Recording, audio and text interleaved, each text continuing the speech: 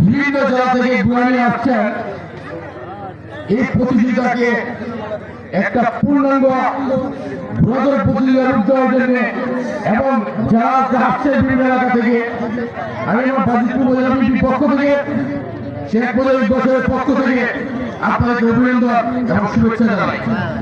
আমরা আপনাদের কাছে আজকে এই পুরো প্রতিযোগিতায় কিন্তু একটা বিপজ্জনক। আপনাদের সকল যারা উপস্থিত হয়েছে আপনাদের খেয়াল রাখতে হবে, আপনারা দুপাশে সারিবদ্ধভাবে দাঁড়িয়ে থাকবেন। বুড়া কিন্তু উল্টা পাল্টা দৌড় দিতে পারে, খেয়াল রাখতে হবে যাতে করে কোনো ধরনের দুর্ঘটনা প্রমাণিত না হয় এবং আপনারা কেউ মাঠের ভিতর প্রবেশ করবেন না। যারা ভলান্টিয়ার দায়িত্ব পালন করবেন তাদের সে সকল দিক দৃষ্টি দিয়ে দেখতে হবে।